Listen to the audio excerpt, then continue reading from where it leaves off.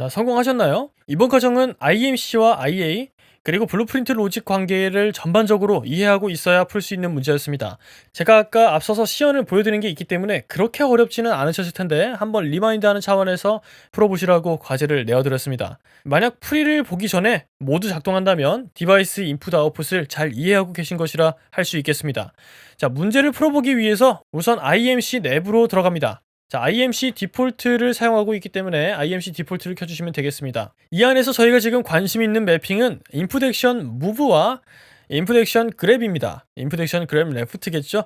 자, 이 두 친구 중에 위에 있는 무브부터 좀 살펴보겠습니다. 자, 무브의 삼각형 아이콘을 눌러주면 현재 연결되어 있는 인풋 액션이 표시됩니다. 여기서 플러스 버튼을 눌러서 새로운 파라미터를 추가해준 다음 오큘러스 터치 레프트의 Y 버튼을 프레스하는 이 파라미터를 입력을 해주면 됩니다. 자, 이렇게 추가된 것을 확인한 후 아래에 있는 그랩 레프트로 이동합니다. 자, 그랩 레프트의 삼각형을 눌러서 파라미터를 열어주시고요.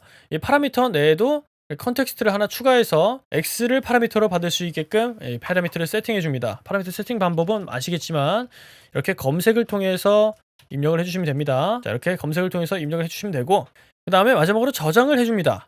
자, 혹시 이 XY 파라미터가 다른 IA를 트리거링 할 수도 있는데 그런 경우에는 꼼꼼하게 그런 트리거링 되는 것도 지워줘야 합니다. 자, 여기까지 하셨으면은 이제 하나 체크를 해야 될 게 만약에 저희가 지금 디자인 해놓은 이 그랩이나 무브에 있는 이 X와 Y의 버튼이 다른 곳에서 다른 인풋 액션을 트리거링 할 수도 있습니다. 자, 그러면은 똑같은 버튼을 눌러도 여러 기능이 작동되는 불상사가 일어날 수 있기 때문에 꼼꼼하게 제거를 좀 해줘야 됩니다. 자, 지금 다른 건 문제가 없는데 이 Y 같은 경우에는 메뉴를 토글하는 친구이기도 합니다. 자, Y 프레스가 여기 있죠. 이 친구를 깔끔하게 제거해 줍니다. 자, 그리고 사실 지금 왼손에 있지만 왼손을 눌렀을 때, 레프트를 눌렀을 때 작동하는 것이지만 사실 이 텔레포트 로직 같은 경우에는 오른손을 중심으로 출력되게끔 디자인이 되어 있기 때문에 아마 왼손을 눌러도 오른손에서 나이아가라가 트리거링 될 것입니다. 자, 하지만 저희는 지금 인풋 아웃풋만 기능을 실습하는 것이기 때문에 그런 부분들은 그냥 넘어가도록 하겠습니다. 자, 세팅을 완료했습니다. 이게 잘 되었다면 X를 누르면 그랩, Y를 누르면 텔레포트가 작동을 해야 할 것입니다. 자, Y를 눌러보겠습니다. 자, Y를 눌러니 텔레포트가 이렇게 작동하고 있는 모습을 확인할 수 있습니다. 자, 지금 저 오른손은 여기 지금 터치를 하고 있지도 않고 조이스틱을 만지고 있지도 않은데 텔레포트가 가능한 걸 보면 이 트리거링이 잘 작동하고 있다. 이 인풋 액션과 인풋 매핑 컨텍스트 그리고 VR4는 블루프린트가 유기적으로 잘 작동하고 있다. 그래서 인풋 아웃풋 세팅이 잘 되었다라고 얘기할 수 있겠습니다. 자, 이번에는 이 텔레포트가 아니라 X를 눌러서 그랩을 하는 그 인풋도 잘 디자인이 되었는지 확인해 볼 차례입니다. 자, 원래 그랩은 이렇게 애니메이션이 작동을 하죠.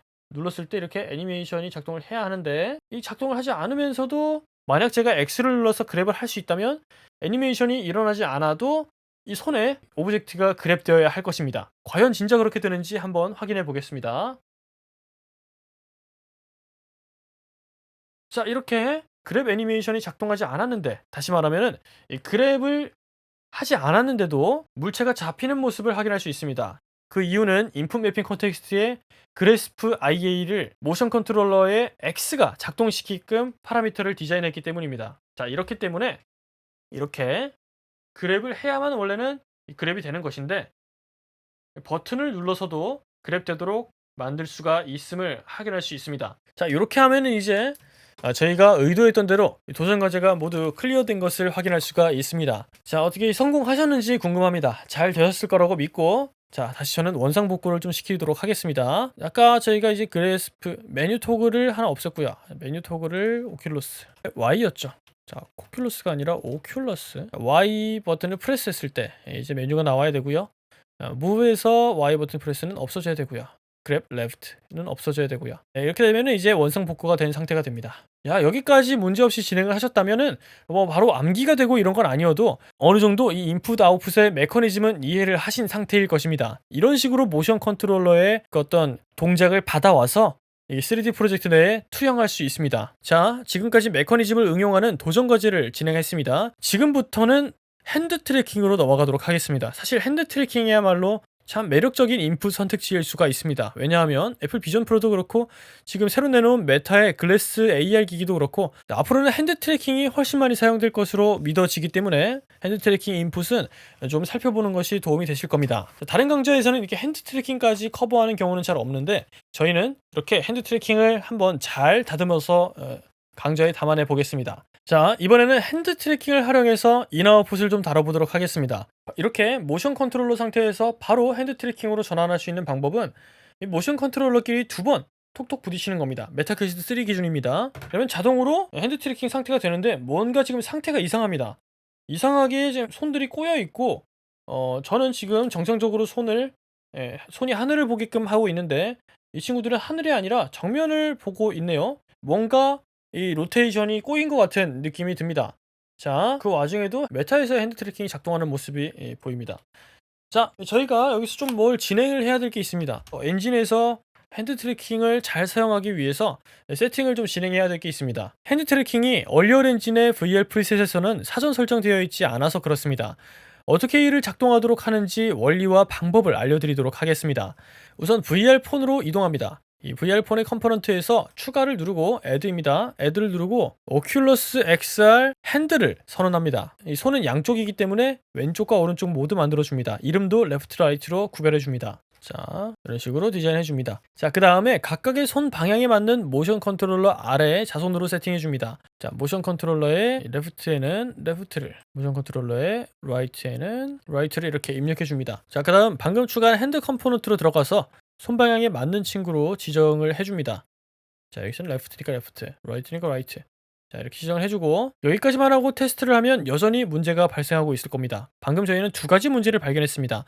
하나는 핸드 트래킹 상태에서 손이 꺾인다는 것이었고 두 번째는 모션 컨트롤러의 손이 사라지지 않는 것이었죠. 사실 둘 다 똑같은 문제이긴 한데 아무튼 그런 두 가지 문제가 있었습니다. 자, 첫 번째로 손이 꺾이는 이유는 이 프리셋된 손의 로테이션 값이 실제 우리 손의 방향과 맞아떨어지지 않기 때문입니다. 이를 해결하기 위해서는 로테이션 값을 조정해주는 방법이 일단은 있겠고요. 혹은 메타의 그냥 기본 손을 활용하는 방법도 있습니다. 자, 두 번째로 이 손이 사라지지 않는 문제는 블루프린트 내의 디테일 패널을 조작해서 해결할 수 있습니다. 블루프린트 로직을 이용해서 핸드의 비저빌리티를 세팅하는 게 훨씬 빠르고 편하기 때문에 그것부터 진행을 하도록 하겠습니다. 자, 적당히 블루프린트를 디자인할 만한 공백으로 가시고요. 자, 틱이벤트를 조금 활용하도록 하겠습니다. 보통 틱이벤트는 자주 쓰면 저렇게 좋은 건 아니지만 일단은 틱이벤트를 활용을 하고요. 그 틱에서 브랜치를 하나 선언해 줍니다. 여러분들이 이거 꿀팁인데 이렇게 노드를 끈 다음 B를 누르면 자동으로 브랜치가 선언됩니다. 자, 그 다음 트루에다가 set visibility를 핸드 레프트로 달아주고 라이트도 필요합니다. 자, 폴스에다가는 또 set visibility를 핸드 라이트로 해서 선언하는 시간을 좀 줄이겠습니다. 자, 이런 식으로 한 다음 양쪽 다 필요하니까 둘 다 이렇게 핸드 레프트 라이트를 둘 다 비저빌리티의 타겟으로 삼을 수 있게끔 이렇게 연결을 해줍니다. 자, 그리고 폴스의 비저빌리티만 true로 체크를 해줍니다. 위 브랜치의 컨디션에는 이제 핸드 트래킹 enabled라고 하는 노드를 입력해줍니다. 이런 편리한 노드가 있습니다. 이 노드는 정말 편리하면서 유용한 노드입니다. 이제 핸드 트래킹이 작동되고 있는지를 확인을 해서 작동되고 있으면 손의 왼쪽 오른쪽 손을 그냥 꺼버리고 비저빌리티를 꺼서 안 보이게 만들어 버리고 이제 작동되고 있지 않으면 폴스면 이 핸드들을 다시 눈에 보이게 해주는 그런 기능을 가지고 있는 것입니다. 굉장히 간단하죠? 자, 이렇게 하면 두 가지 문제 모두 해결했습니다. 자, 그런데 이제 저희는 얼리얼 엔진에서 구해놓은 손을 그대로 사용하기는 조금 어렵고 애니메이션도 손가락 하나하나를 표현할 수 있게끔 디자인되어 있지는 않기 때문에 기본 프리셋에 있는 이 핸드의 스켈레탈 메쉬는 사용하지 않도록 하겠습니다. 자, 그 대신 메타에서 제공하는 기본 손을 사용해 보겠습니다. 자, 따라서 저희는 이 스켈레탈 메쉬를 오큘러스 XR 핸드 레프트 라이트에서 제거를 하고 아래로 스크롤을 내려서 핸드 프로퍼티즈에 있는 스켈레톤 타입, 메쉬 타입, 그리고 컨피던스 비헤이비어 등등을 각각 핸드 레프트, 하이드 액터 이렇게 디자인해 줍니다. 자, 다 하셨다면 오른손도 똑같이 진행합니다. 여기는 근데 핸드 라이트를 넣어야겠죠?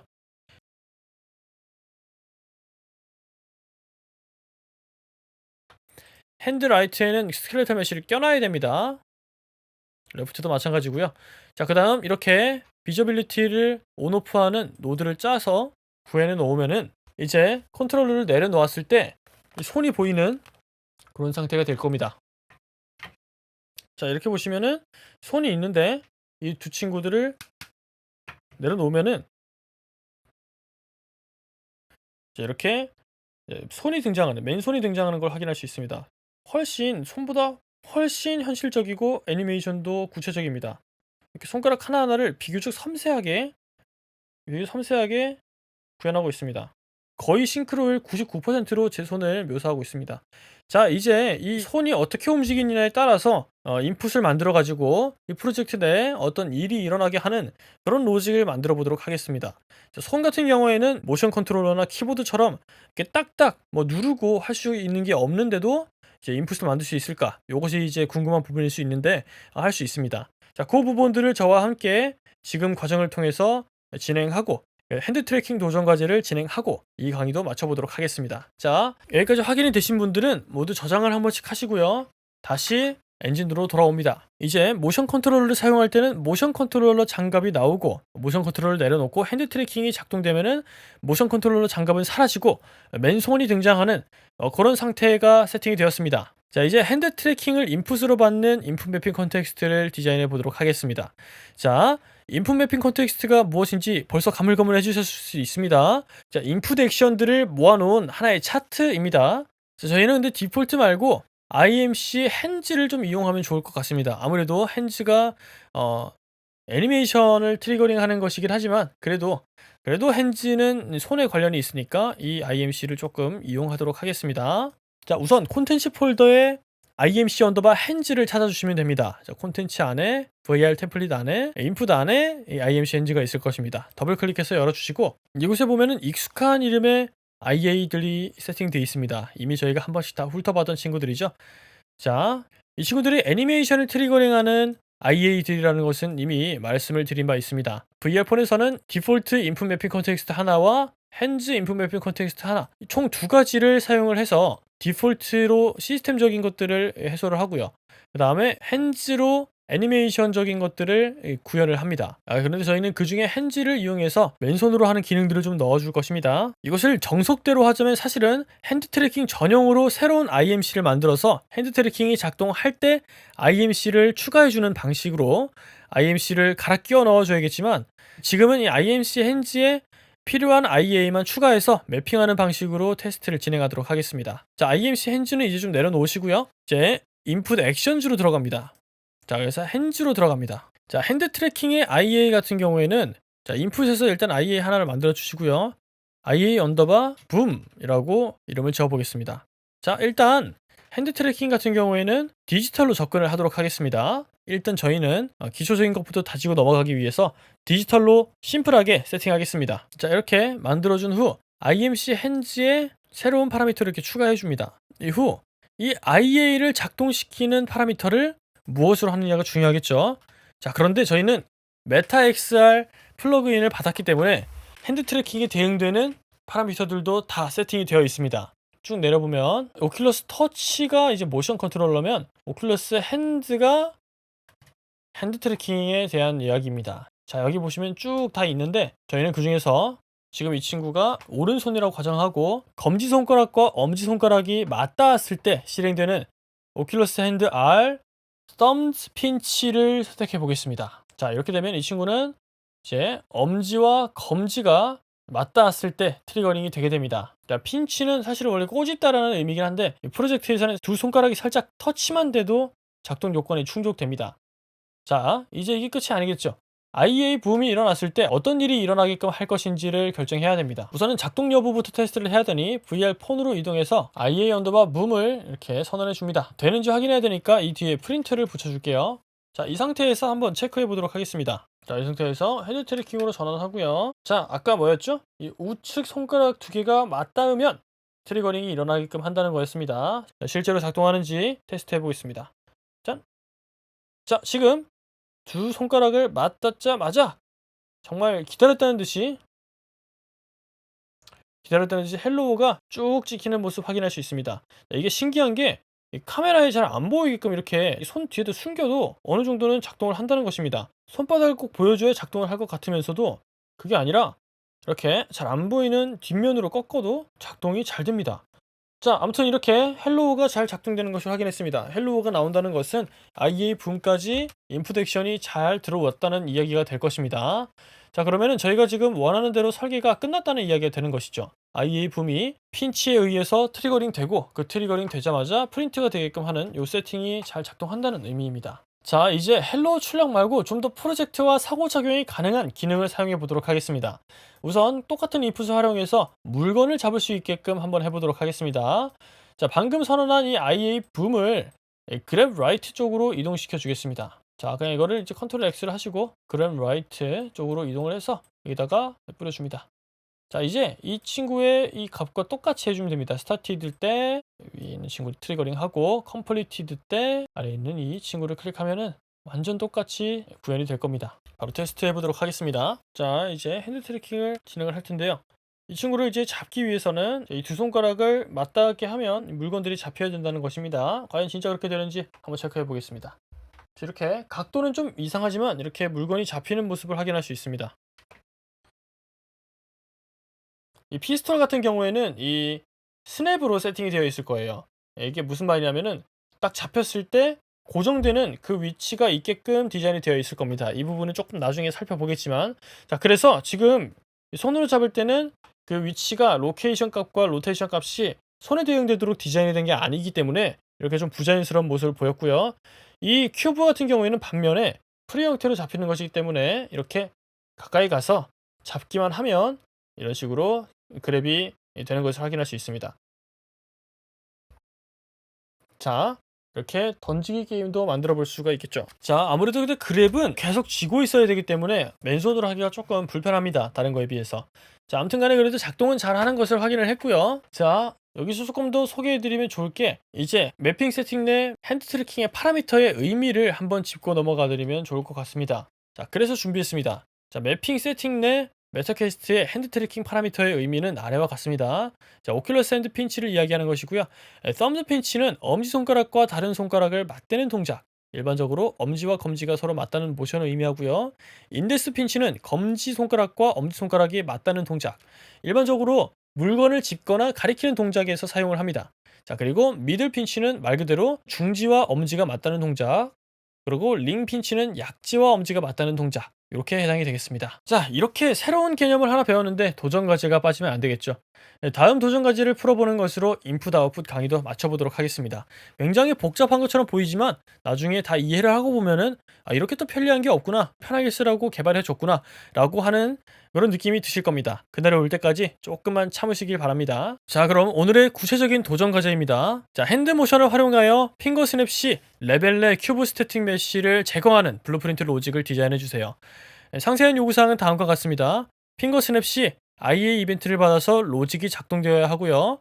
블루프린트 액터 간 통신 혹은 태그 기능이 사용되어야 합니다.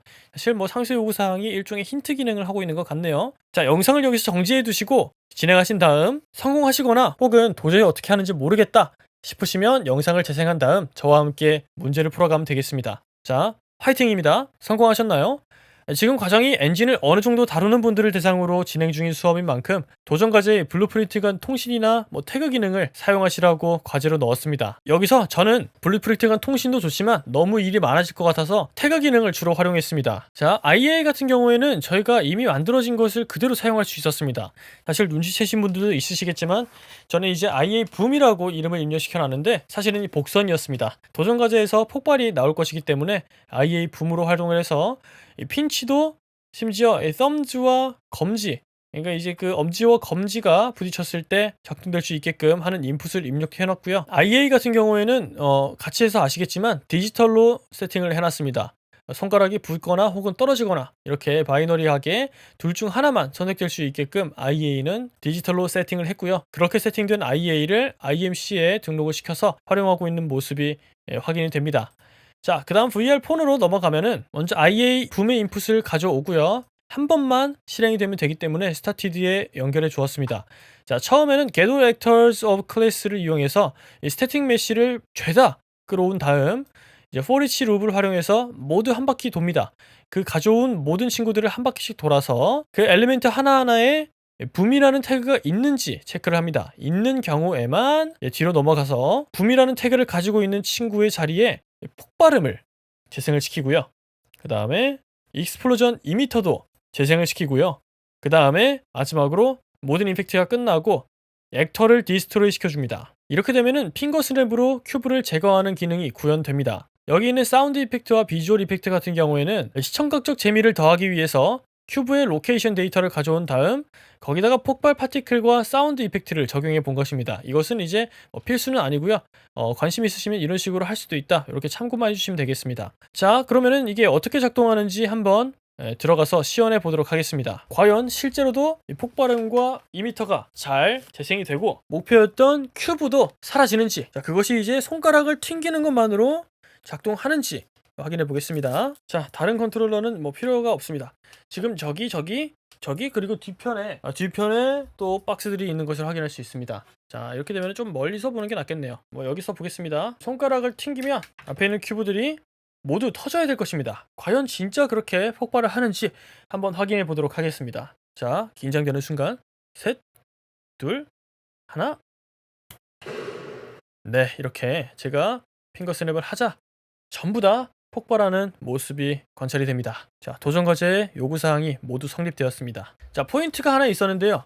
자, 이번에는 인풋 매픽 컨텍스트에 thumbed가 아니라 인덱스 핀치를 입력했다는 점이 변수였습니다. 자, thumbed는 엄지손가락과 어떤 손가락이 만나도 반드시 트리거링이 되는 것이고, 인덱스를 하게 되면 인덱스와 엄지가 만나야 이 붐이 트리거링 되는 것입니다. 자, 그래서 인덱스로 옮겨 주었습니다. 자, 폭발음이 나온 부분에 대해서 조금 궁금해하시는 분들이 계실 수 있을 것 같아서 첨언을 좀 드리겠습니다. VR 프로젝트의 사운드 디자인에서는 어테뉴에이션이 굉장히 중요한 역할을 합니다. 어테뉴에이션은 제 입문 강좌를 보신 분들은 다 아시겠지만 소리 감쇄 세팅입니다. 소리가 특정 사운드가 어디서부터 어디까지 원래 볼륨으로 들리고 또 어디부터는 감소가 되고 또 어디부터는 이제 안 들리게 되는지 등등을 관할하는 그런 세팅입니다. 2D 디스플레이 기반의 3D 프로젝트에서도 중요한 기능을 하지만 플레이어가 프로젝트 내부로 들어가 버리는 이런 VR 프로젝트에서는 더더욱 어테뉴에이션이 중요한 역할을 합니다. 저는 지금 플레이 사운드의 로케이션을 활용해서 폭발음을 재생시켰지만 폭발음 큐에 어테뉴에이션을 만약에 활용을 했다면 이 폭발음이 플레이어로부터 얼마나 먼지 또 얼마나 가까운지에 따라 소리가 다르게 들렸을 겁니다.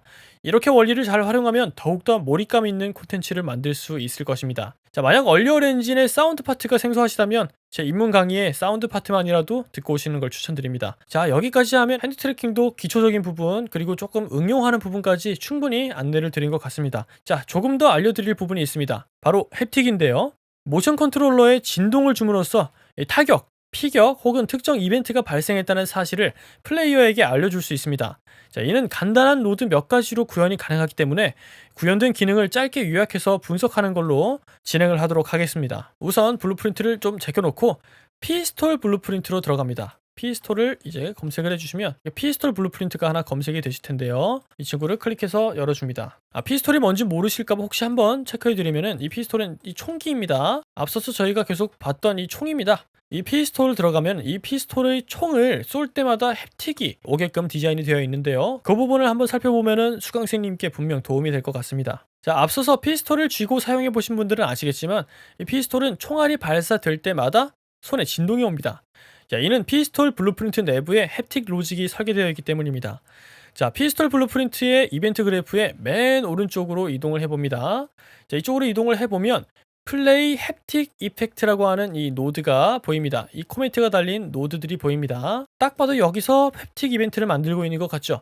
자, 그런데 그렇게 복잡하지 않습니다. 이 노드가 있다는 것만 알면 모션 컨트롤러에 이 참조를 시켜서 햅틱 이펙트를 만들 수가 있는 그런 개념입니다. 굉장히 간단합니다. 좀 더 자세히 살펴보면 플레이 햅틱 이펙트라고 하는 노드가 있고 그 아래 타겟에는 플레이어 컨트롤러가 입력되어 있습니다. 또 아래에는 햅틱 이펙트가 입력되어 있고 그 아래에는 어떤 손에서 진동을 발생시킬지와 관련된 핸드핀이 있습니다. 쉽게 말하면 이 플레이 햅틱 이펙트는 이 노드 하나로도 햅틱을 만들 수 있는 것입니다. 자, 지금처럼 타깃을 해당 플레이어로 잡아주고 햅틱 이펙트를 원하는 이펙트로 입력한 다음 해당하는 손을 지정해주면 됩니다. 여기서 좀 더 살펴볼 만한 지점은 햅틱 이펙트일 텐데요. 이 변수를 클릭해보시면 여기에 햅틱 이펙트가 입력되어 있는 것을 확인할 수 있습니다.